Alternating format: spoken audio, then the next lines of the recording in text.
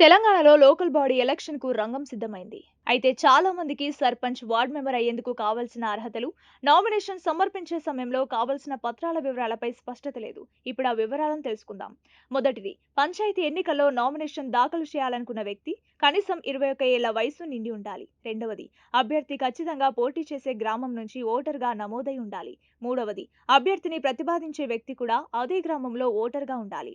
నాలుగవది, అభ్యర్థి వారిని ప్రతిపాదించే వ్యక్తులు గ్రామ పంచాయతీకి కట్టిన ఇంటి పన్ను, నో డ్యూస్ సర్టిఫికేట్ తీసుకొని ఉండాలి. ఐదవది, పోటీ చేసే స్థానం నుంచి ఏ రిజర్వేషన్ అనగా ఎస్సీ, ఎస్టీ, బీసీ, మహిళలకు కేటాయించి ఉంటే నామినేషన్ దాఖలు చేసిన అభ్యర్థి ఖచ్చితంగా ఆ అభ్యర్థికి చెందిన వారై ఉండాలి.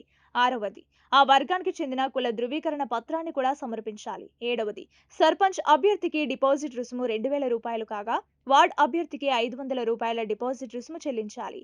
ఎనిమిదవది, రిజర్వ్డ్ కేటగిరీ సర్పంచ్ అభ్యర్థులకు 1000 రూపాయలు కాగా వార్డ్ అభ్యర్థికి 250 రూపాయల డిపాజిట్ రుసుము చెల్లించాలి. తొమ్మిదవది, ఇద్దరు సాక్షులు స్వీయ ధృవీకరణ చేయడం, సహా అభ్యర్థికి సంబంధించిన నేర చరిత్ర, ఆస్తులు, అప్పులు, విద్యార్హతలు వంటి వివరాలతో స్వీయ ప్రకటన చేయాలి. పదవది, రిటర్నింగ్ అధికారి సమక్షంలో ఎన్నికల ఖర్చు నిర్వహణ చేసే డిక్లరేషన్ పై సంతకం చేయాలి. ఆ బ్యాంకు పాస్బుక్ జిరాక్స్ సమర్పించాలి. మరిన్ని ఎలక్షన్ అప్డేట్స్ కోసం మన ఛానల్ ని ఫాలో అవ్వండి.